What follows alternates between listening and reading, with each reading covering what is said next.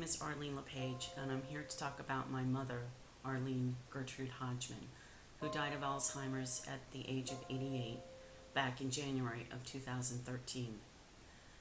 We first started noticing that she had signs of Alzheimer's when she was 80. We would talk to her on the phone or visit with her, and she would kind of forget her thoughts. She also started having problems doing the bookkeeping. She took care of all the finances for my dad for years, and then all of a sudden he'd find out that she forgot to pay the homeowner's insurance, or she couldn't remember where her pocketbook was, and he'd find it in the washing machine. So little signs like that, were really difficult to watch. But she always would remember certain things, like a phrase to say that I think people with Alzheimer's rely on. She would say, "Oh, you're such a good girl," or, "Well, I'm doing okay for an old lady," or "Old age isn't for sissies." And she'd repeat this every time I spoke with her on the phone. She spent most of her retirement life in Florida. So I would talk to her on the phone very often, but when I go and see her, that's when you can really tell. We would take her out to eat, and she would look at her plate and she really wouldn't know how to eat it, and my dad would have to hand her the fork and kind of tell her what to do. So that was difficult. My sisters and I had to come to a decision to move my parents into an assisted living because my dad started having a lot of anxiety and suffering a little bit from depression, and I think it was really because of trying to manage taking care of my mother, and I have a handicapped sister that was living with them. So it came that he was having like a nervous breakdown, so we went to Florida and we found an assisted living home, and they had an Alzheimer's unit in the same building.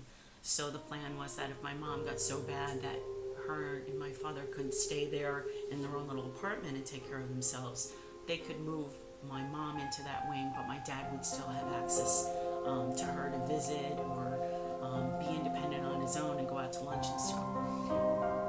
I remember taking her there for the tour, and she really didn't get that she was going to live there.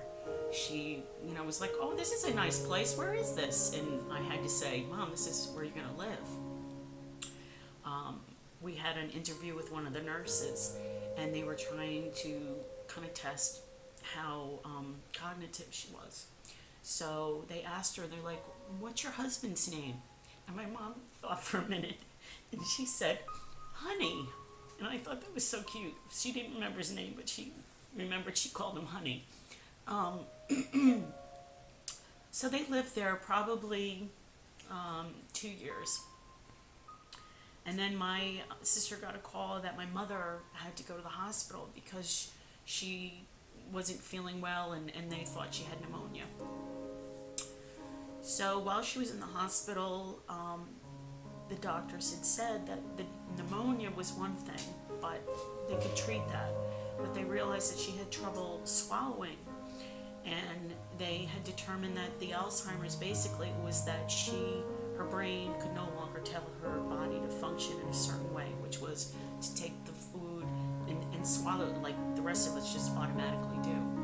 So they do a swallow test, and she failed. So that meant that they could no longer feed her by mouth because they discovered food had gotten into her lungs because of the failure of swallowing. And that's how she got the infection.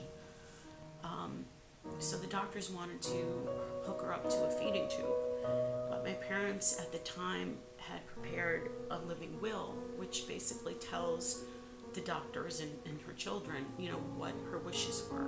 And my mother's wish was she did not want to be hooked up to any life support, and she did not want to be hooked up to a feeding tube.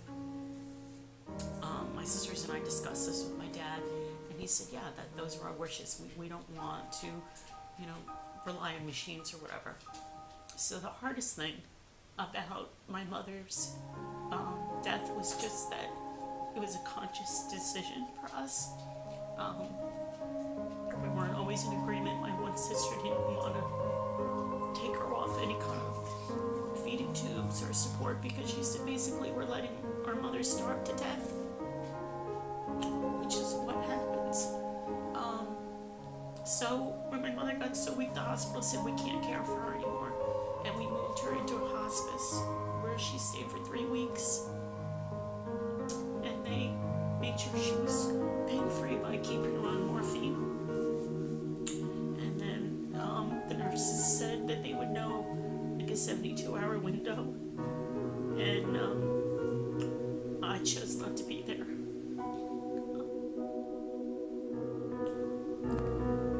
I wanted to remember my mother the way she used to be, not a frail woman. She was like 80 pounds when she died. One other thing I wanted to mention is that with Alzheimer's, you have little windows of that person that you can see. We would play music in her hospice room, and she would pat her hand to the music. So I knew that she could actually hear that, and that made her happy. And she would say to my sister and I, where's the other one? When one of her daughters weren't in the room, she didn't remember our names, but she'd look at us and she'd go, where's the other one? Which was really cute. I told her at the time that I had gotten engaged, and she was like, that's wonderful, I'm so happy for you. So there were glimpses of my mother recognizing who I was and just being happy for me. And those are the special memories I'm going to think about, not how she was sick. But my mother did lose her life to Alzheimer's. So it's very important that people are aware of the disease. Thanks for letting me talk today.